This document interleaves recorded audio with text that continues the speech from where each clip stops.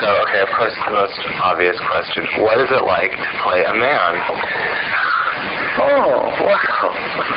It's like it should be, I guess, actually. Being a man.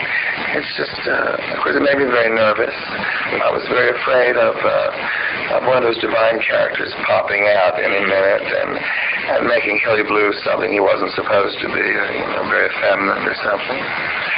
And so I just kept a very close eye on that. And, of course, I had a wonderful director, Alan Rudolph, and wonderful people to work with like Chris Christopherson and Keith Carradine. So it ends up not being any problem at all. But I was very nervous, and I did lack the self-confidence that I usually did have, because it was something completely different. And of course, working on that type of movie, on a big budget film, and that's called a Hollywood film with top name stars, is a bit different from working out in the middle of a field in Baltimore with a bunch of kids that I grew up with. So it made me a bit nervous at first, but I grew to like it very much, and once I got into it, I really had a good time. So what's next for Divine then? More men, or? Oh, I hope so. Unfortunately, in this business, unless you're a Barbra Streisand and a Jack Nicholson, you can't go around picking your parts. So you have to wait until someone thinks, aha, Divine would be good for this, which is what happened with Alan Rudolph, and thank God it did.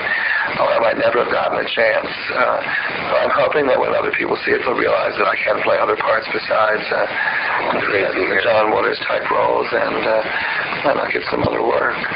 Yeah, well, that's pretty cool. But you're of course always going to be a cold box office draw.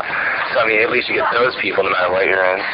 If it's a totally straight dramatic role. Oh yeah, I guess so. Sure. I love John's work. I think he's a brilliant writer. I'm not embarrassed that I made these movies. That's why I'm sitting here. Actually, that's how I got the Alan Rudolph movies through my films with John. So I would always work with him. Yeah, we've always made so many, so that's cool. So, what did you think of Seattle then? How much time did you get to spend? That's a question to answer. Even though I was here on and off for 4 or 5 weeks, altogether about 3.5, because I really get to be a real tourist. Every once in a while, I had a couple of days where I just walked around the city and looked around. We had one night where we filmed in the Space Needles. We have that to ourselves. We had one night where we had the monorail to film in, so I rode that about 45 times from one end to the other while Chris and Laurie were dreaming their lives. And that was fun. You should have to put up with all the people that would normally be on there. We had our own monorail. I thought, this is luxurious. And things like that were fun. But it's just like anywhere I go. Even though I was here for 3.5 weeks, mostly during the day I was asleep or working. And so I didn't really have a chance to have a good look. Of course, I had a wonderful tour of the museum late at night, which was my house in the movie. And the guards there and the curator took me all through and showed me all the collections. I had a private showing, so that was great. So being a celebrity of sorts has its advantages. You get to see things like that. Once in London, they took me through, I remember, the Victoria and Albert at 6:30 in the morning or something, and showed me the Fabergé collection on a private showing. Well, this is not so bad, I felt like Queen Elizabeth or somebody. So at times it's great. Had you had any professional acting training or anything like that? You just learned everything from working with John Waters? Well, I think I taught him a lot too, actually. It works both ways. I think acting, just like with writing or with being a photographer or being a good cook or anything, I think it's just something that a talent you've got that's in you, and you can either do something with it or not do so much with it, maybe just dabble with it or forget it altogether. That's your choice. But I don't think anyone can actually learn to act. You can learn how to enhance it or how to bring more of it out. But I'm not one of those actors that believes in people going to acting school and things. I think actually it does you more harm than good. It inhibits people. It actually inhibited them, and they ended up not being as good as they were before. I think mostly it's having a lot of self-confidence and a big enough ego that you actually believe you're so great that you can do it. Have you ever thought about any writing? Do you have, I mean, you must have stories. I mean, you can make into films or something, or... I don't know who would want to watch them, or who could watch. Yeah, plenty of stories.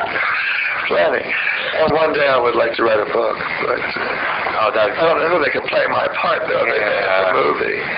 Yeah, I have one book. I guess Rob Lowe. We look a lot alike. Yeah, I had the Divine paper doll cutout book at home. That's the only book I've seen with any relation to you, but... It wasn't a huge seller. No. But now it's worth money now, actually, already. It's a few dollars more than it cost. But it actually did very well over Europe. It sold very well over there. And I know they're holding about 50,000 of them here, waiting for me to get very successful on the stage so they can release them. Yeah, and everyone can... But I did tour around to a few bookstores in Los Angeles and in New York, and I stand behind the counter and sign those for people. I didn't mind. I think it's very well done.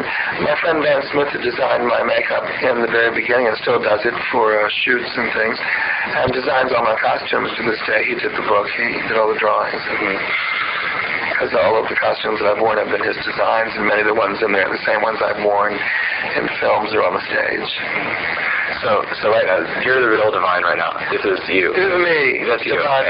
You like being called Divine. It's my name. Okay. Yeah. So how much of, yourself is in each role? Is it, are you like crazy and stuff like that, or like, you are different characters in each one? Even though you're, this crazy person in polyester, this crazy person in Pink Flamingos, you are different in each one. And a few people would never notice that. No, definitely. I played Divine in 6 movies. I said, I was Babs Johnson, I was John Davenport. They're all different people. Yeah. They're similar because they all look like they're all fat and wear tight dresses. Yeah. I am, so I can't help that. Well, it looks the same in all its roles. Sometimes a longer dress, shorter hair. Exactly. No one's gonna remember my movie. So I hear about Rob Lowe. Maybe Richard Gere could do it. But maybe Madonna.